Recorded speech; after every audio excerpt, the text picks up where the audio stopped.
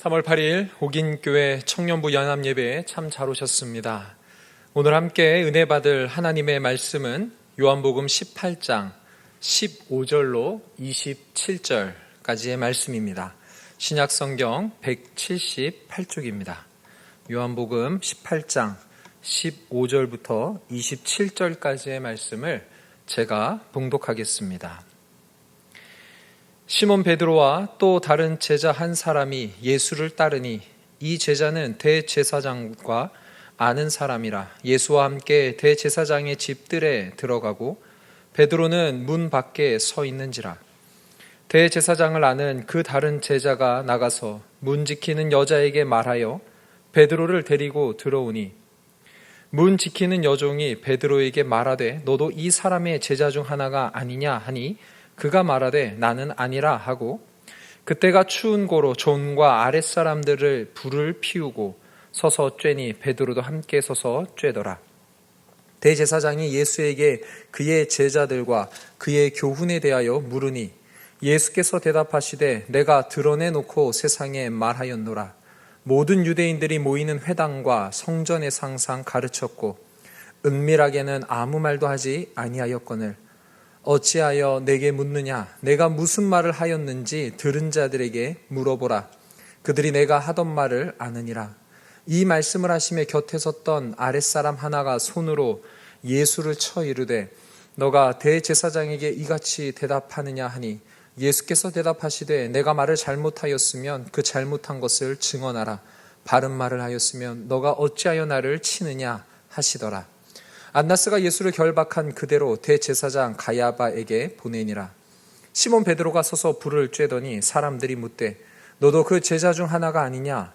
베드로가 부인하여 이르되 나는 아니라 하니 대제사장의 종 하나는 베드로에게 귀를 잘린 사람의 친척이라. 이르되 너가 그 사람과 함께 동산에 있는 것을 내가 보지 아니하였느냐? 이에 베드로가 또 부인하니 곧 닭이 울더라. 아멘. 함께 읽은 요한복음 18장 15절에서 17절의 말씀으로 증인의 삶이라는 제목으로 말씀 전하겠습니다. 대학 입학을 준비하는 수험생, 또 취업을 준비하는 취준생, 출전을 기다리는 운동선수, 데뷔를 목놓아 기다리는 연애 지망생, 이들이 가장 기다리는 것이 무엇일까요? 그것은 바로 기회이지 않을까 싶습니다. 대학 합격의 기회만 온다면 장학금을 받겠다고, 취업만 되면 회사를 위해 한번 불사르겠다고, 출전만 시켜주면 인생 경기 만들겠다고 칼을 갈고 또 갈 겁니다. 이들은 기회만 오면 자신이 준비한 모든 것을 쏟아 부을 겁니다. 그런데 정작 기회가 오면 어떨까요? 우리 청년부 여러분들은 어떠셨습니까? 준비해왔고 생각했던 대로 과연 잘 되던가요? 저는 초등학교 때부터 모교회 설교단에 서고 싶었습니다. 그것도 다니던 교회의 성인 예배 설교자로 말입니다. 그런데 약 10년 정도가 지나자 그 기회가 제게 찾아왔어요. 2006년 종려주일, 잊혀지지도 않습니다. 유년부 헌신 예배 설교자로 주일 오후 예배 강단에 섰습니다.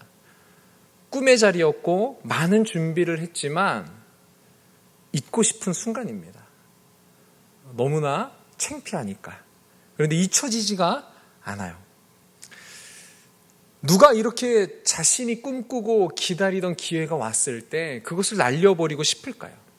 아마 모두가 첫 단추를 잘 꿰고 싶고 데뷔골을 멋지게 넣고 싶을 겁니다. 저와 말씀을 지금 나누고 있는 여러분은 예배드리고 있는 당신은 그리스도인입니다. 그렇습니까? 그렇다면은 이 질문을 하시리라 저는 생각합니다. 그리스도인으로서는 어떤 기회를 기다리고 계십니까? 앞서 말씀드린 수험생, 취준생, 운동선수, 연애 지망생은 모두 뚜렷한 목적이 있어요. 그래서 그 목적에 맞는 기회가 오기를 기다립니다. 우리도 그리스도인으로서 뚜렷한 목적이 있습니다. 그것이 무엇이냐면 바로 증인입니다. 우리가 너무나도 잘 아는 말씀인 사도행전 1장 8절 함께 읽겠습니다. 시작. 오직 성령이 너희에게 임하시면 너희가 권능을 받고 예루살렘과 온 유대와 사마리아와 땅끝까지 이르러 뭐가 된다? 내 증인이 되리라 하시니라.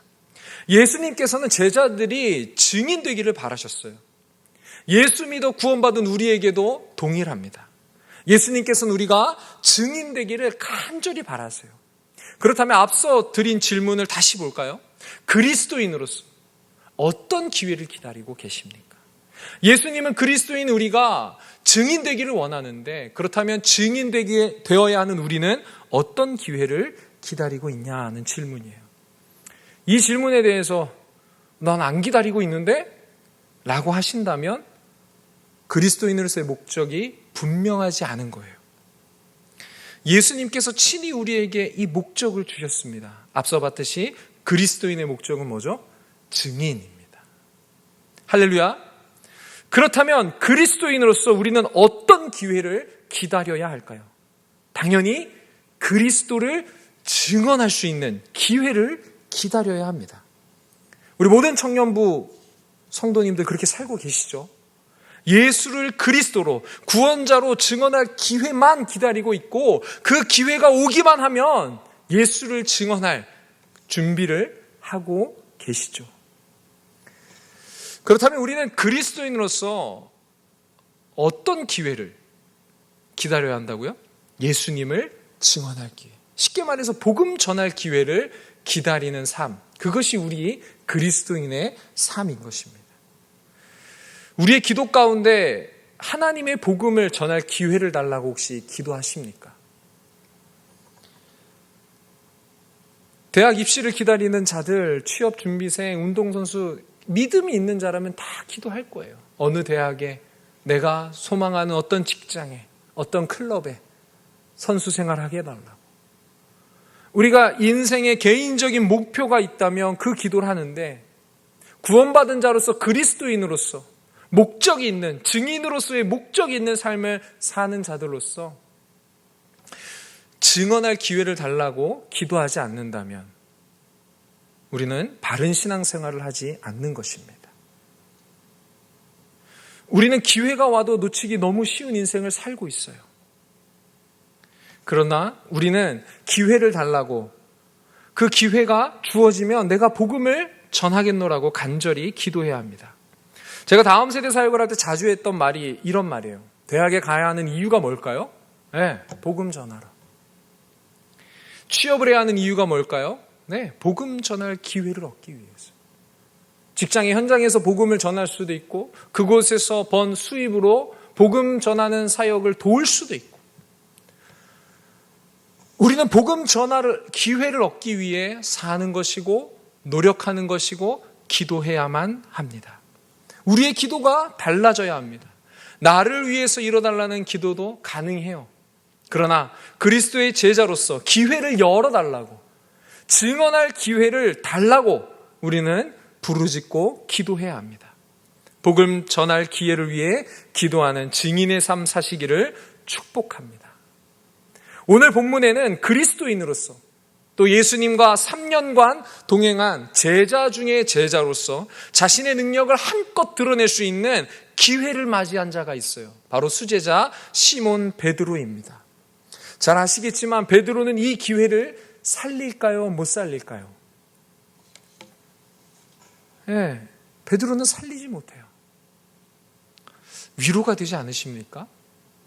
복음 전할 증인의 삶을 살 수 있는 기회가 왔는데, 아니 예수를 그리스도라고 말하는 것도 아니고 내가 예수 믿는 제자입니다라고 말할 기회가 왔는데 그것을 살리지 못한 거예요. 그런데 우리가 여기서 한 번 더 주목해야 될 것은 무엇이냐면, 과연 어느 시점에 어떤 타이밍에 베드로에게 이런 기회가 왔냐는 겁니다. 베드로에게 기회가 온 타이밍은 예수님이 체포된 시점이에요. 베드로에게 기회가 온 상황은 바로 예수님이 붙잡힌 직후입니다. 요즘처럼 재판이 3심까지 가고 항소하고 항소해서 몇 년씩 걸리는 재판이면 모르겠지만 예수님의 재판은 이상하리만큼 빠르게 진행이 됐어요. 예수님께서는 밤에 잡히셨어요. 가룟 유다에게 팔려서. 18장 3절에서 예수님을 잡으러 온 자들이 횃불을 들고 왔다고 하는 걸 보니까 밤에 잡히신 거예요. 그리고 그 밤에 예수님은 1차 취조를 당하시고 곧바로 2차 재판에 넘겨지고 또 곧바로 최종 판결에 넘겨집니다. 그 최종 판결에 넘겨질 때가 다음날 새벽이에요. 요한복음 18장 28절에 이렇게 나옵니다. 이 예수를 가야바에게서 관정으로 끌고 가니 새벽이라. 정리하면 예수님께서는 밤쯤에 잡히셔서 그 밤에 안나스라고 하는 전 대제사장에게 취조를 당하세요. 그리고 나서 현직 대제사장이긴 가야바에게 넘겨집니다. 그리고 그 새벽에 모든 재판이 끝나고 그 새벽에 로마의 관리인 빌라도에게 최종 판결을 내려달라고 예수님을 끌고 가는 장면이에요. 요한복음 19장 14절, 그 빌라도의 재판이 언제 끝나냐면 이날은 유월절의 준비인이요 때는 제6시니라. 여기서 제6시를 우리 오늘날의 시간으로 바꾸면 낮 12시예요. 사도 요한은 예수님이 밤에 잡혀서 그 다음날 새벽이 되자 재판 2번 받으시고 그 점심때 되는 12시에 이미 사형 선고를 받았다라고 이야기합니다. 예수님은 붙잡힌 지 18시간 만에 십자가 처형이라는 판결을 받으신 거예요. 이 너무나도 짧은 시간이죠. 이 중요한 시간, 그 중요한 시간 중에서도 가장 첫 번째가 언제냐? 중요한 게 취조당할 때. 첫 취조가 너무나 중요한 거예요. 그 첫 취조 시간에 베드로에게 기회가 주어진 거예요. 증언할 수 있는 기회가 안나스 전 대제사장에게 취조를 받는 그때에 베드로에게 기회가 주어집니다. 이 중요한 시기 베드로에게는 한 번도 아니고 3번이나 기회가 주어져요. 3번 다 대제사장 앞에서 하는 무게 있는 증언도 아니었습니다. 단지 문 지키는 여자, 불 주변에 둘러선 사람들, 대제사장의 종이 질문하는 거예요. 어찌 보면 베드로가 여기서 기회를 살려서 당당히 내가 제자이고 예수가 그리스도라는 복음을 전했다고 해서 대세가 바뀌진 않을 거예요. 왜? 그들도 대제사장의 집에는 들어가지도 못하고 뜰에만 머무르는 수준이었으니까. 베드로가 증언을 한다고 해서 이 기회를 붙잡는다고 해서 십자가를 막을 수는 없어요.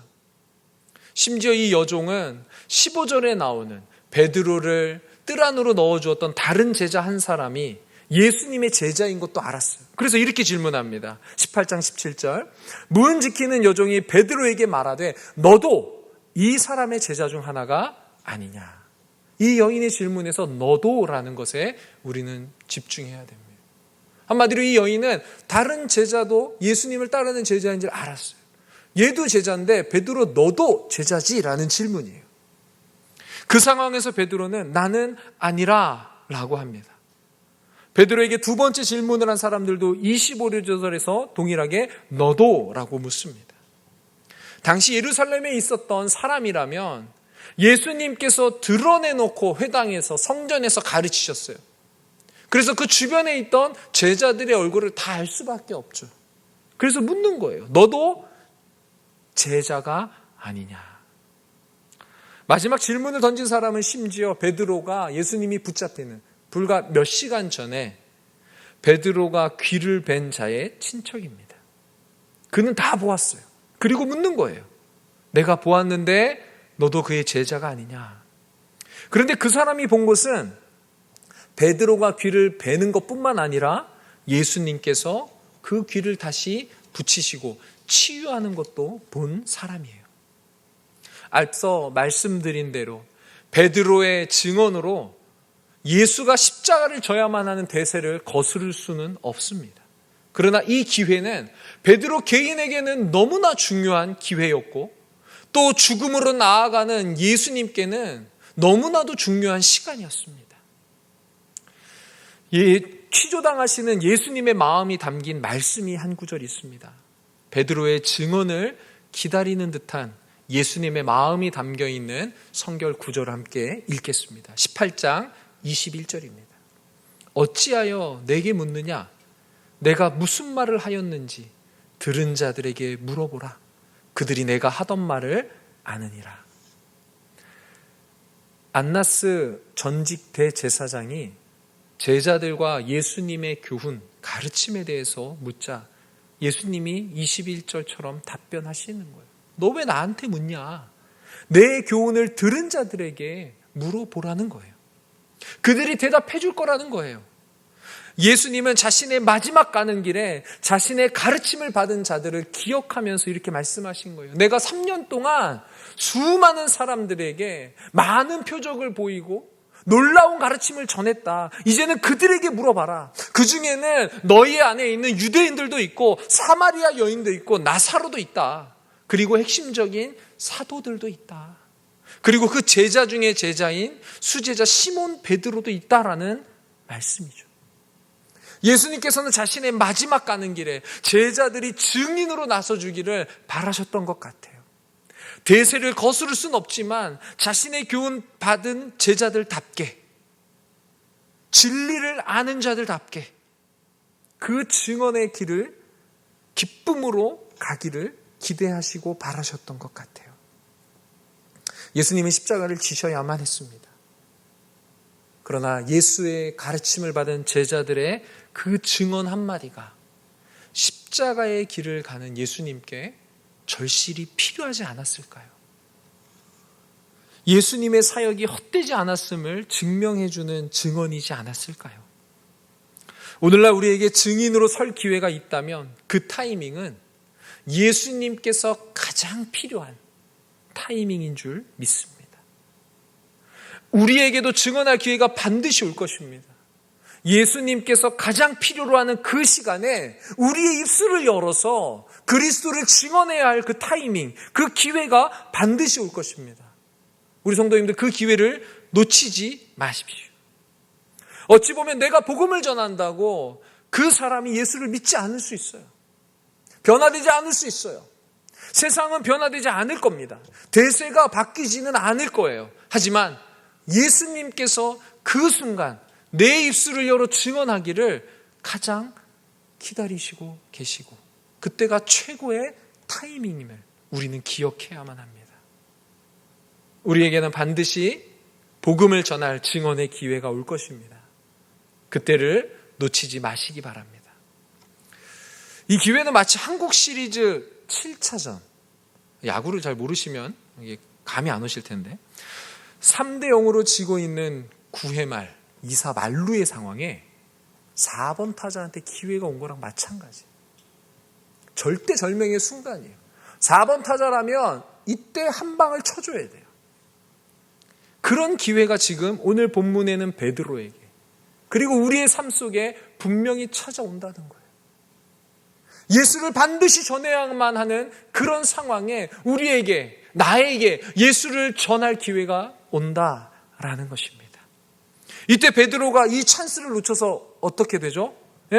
2000년이 지난 지금 이 순간에도 베드로가 3번 부인한 얘기를 우리는 나누고 듣고 있는 거예요. 우리에게 찾아온 기회를 우리가 놓치게 된다면 하나님과 영원토록 함께하는 그 시간 동안에 우리의 기억 속에서 잊혀지지 않을 거예요. 내가 그때 기회를 놓쳤다라고. 제가 전도사를 꿈꾸게 된 원인 중에 하나가 무엇이냐면 한 전도사님께서 이렇게 설교하셨어요. 오늘 너희가 초등학교에 가서, 그땐 국민학교죠. 국민학교에 가서 옆에 있는 짝꿍에게 전도하지 않으면 그 짝꿍은 복음 들을 기회가 한 번도 없을 수 있다. 그러면 그 책임이 누구에게 있냐라고 초등학교 2학년인 저에게 전도사님이 질문하셨어요. 정말 그 이야기를 듣고 집에 가서 시쳇말로 멘붕에 빠진 거예요. 와, 진짜 내 짝꿍이, 내 앞에 있는 애가 204호에 사는 정민이가 실제 이름이 이정민인데, 그런 친구들이 예수를 못 듣게 되면 나 때문이다라는, 그래서 그때부터 기도하기 시작했어요. 밤마다 눈물로 기도하는데 어떤 기도가 나왔냐면, 하나님, 그 친구들은 3명이잖아요. 2층에, 9층에, 옆동에. 그 친구들을 주님 구원하여 주시고 나는 마음대로 쓰세요. 지옥에 가도 좋아요. 3대1이니까 걔네가 더 많으니까 하나님 이익이잖아요. 그 친구들 구원해 주시고 나는 지옥에 가도 좋아요. 마음대로 쓰세요. 마음대로 쓰라 그랬더니 설교자로 쓰시는 것 같아요. 우리에게 복음을 전할 기회가 왔을 때 기도하고 그때를 맞춰서 전해야 돼요. 제가 그 친구들을 아직까지 연락하지는 못하지만 20대가 돼서 연락을 했을 때 교회를 3명 다 다닌다라는 이야기를 듣기는 했습니다.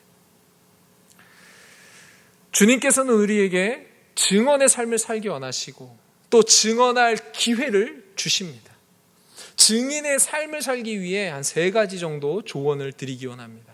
첫 번째는 예수님이 하신 나는 무엇이다 라는 이 증언을, 이 말을 우리는 가지고 있어야 돼요. 요한복음에서 예수님은 7번에 걸쳐서 에고 에이미 나는 무엇이다 라고 말씀하세요. 예수님은 자신을 당당하게 드러내놓고 증언하셨어요. 그러나 베드로는 어때요? 예수님과 반대로 나는 아니다 라고 말해요. 우리의 정체성과 목적을 당당하게 드러낼 수 있는 예수님을 따라서 나는 제자이다, 나는 그리스도인이다 라고 드러내고 예수가 그리스도라고 증언할 수 있는 증인의 삶 사시기를 축복합니다. 두 번째 조언은 미움받음을 두려워하지 말자라는 것이에요. 오늘 본문에는 자신을 어떻게 증언하셨는지 20절에 잘 나오죠. 20절 함께 읽겠습니다. 예수께서 대답하시되 내가 드러내놓고 세상에 말하였노라. 모든 유대인들이 모이는 회당과 성전에서 항상 가르쳤고 은밀하게 아무것도 말하지 아니하였거늘. 예수님이 이렇게 당당하게 자신을 증언했어요. 너무 당당하다 못해서 그렇게 증언하다가 예수님 어떻게 되셨죠? 성경의 표현대로 쳐맞았습니다. 22절 보실게요. 이 말씀을 하심에 곁에 섰던 아랫사람 하나가 손으로 예수를 뭐예요? 쳐 이르되 너가 대제사장에게 이같이 대답하느냐 하니. 미움받는 거예요. 증인으로서의 삶은 미움받는 삶이에요. 그래서 오늘 이 쳐 맞는 상황 전에 예수님께서는 17장, 16장에 너희는 제자로서 미움받을 것이라고 미리 경고해 두신 겁니다. 증인으로서의 삶을 위한 3번째 조언은 임마누엘을 잊지 말자라는 것입니다. 베드로는 예수님과 동행할 때 당당했어요. 멋진 신앙 고백도 했어요. 심지어 군인들이 둘러싸여 있는 상황에서도 칼을 빼서 귀를 벨 만큼 예수님과 함께한다라고 믿고 생각했을 때는 당당한 사람이었습니다. 그런데 예수님이 잡히자 그의 태도는 돌변해요. 예수님과 함께하지 않는다는 생각에 사로잡힌 겁니다. 그러나 우리는 참 포도나무 대신 예수님께 붙어있는 가지임을 잊지 말아야 됩니다. 절대로 떨어질 수 없는 존재임을 우리는 기억해야만 합니다. 그 무엇도, 그 어떤 상황도, 그 어떤 어려움도 우리를 임마누엘 하시는 예수로부터 잘라내거나 끊어낼 수 없습니다. 말씀을 맺겠습니다. 우리는 기도하면서 기회가 주어지기를 기다리고 기회가 주어졌을 때 담대히 증언할 수 있는 증인의 삶을 살아야 합니다. 영원히 기억될 역사 속에서 부끄러움이 없는 인생 되시기를 축복합니다. 우리 오늘 말씀을 기억하면서 3가지의 기도 제목을 갖고 함께 기도하기 원합니다. 첫 번째는 증언할 기회를 주소서. 복음을 전할 수 있는 상황과 환경을 내게 주셔서 두 번째, 증언할 기회를 놓치지 않게 하시고 주님의 복음을 전해서 주님을 기쁘게 하는 인생이 되게 하소서. 세 번째로 코로나로 많은 것이 중단된 이 시간 반드시 주어질 그 기회를 잃지 않고 놓치지 않을 수 있도록 준비하는 인생 되게 하소서. 기도와 말씀으로 준비하여서 주님 반드시 우리에게 복음 전할 기회를 주실 때에 그 기회를 살리고 복음 전할 수 있는 인생 될 수 있도록 우리 함께 기도하며 나갑시다. 기도하겠습니다. 사랑과 은혜가 풍성하신 하나님 감사합니다. 오늘도 주님의 은혜 가운데서 우리를 채워주시고 주님의 말씀 가운데서 우리를 새롭게 하여 주시기를 간절히 소망합니다. 하나님의 능력이 우리를 사로잡고 하나님의 말씀이 우리를 사로잡아서 복음을 증언할 수 있는 능력의 종들로 세워지게 하여 주시옵소서. 주님 반드시 우리에게 기회를 부어주실 줄로 믿습니다. 그 기회를 하나하나 놓치지 않는 인생 인생 되게 하셔서 오직 하나님께 영광을 올려드리고 예수 이름을 높여드리는 그런 축복된 인생 되게 하여 주시옵소서. 성령을 부어주셔야만 합니다. 성령이 우리 심령 가운데서 증언하셔야 우리의 입술을 열어 예수를 그리스도로 증언할 수 있는 줄 믿습니다. 성령 충만한 인생 되게 하여 주옵소서. 우리 구원하신 예수님의 이름으로 기도합니다.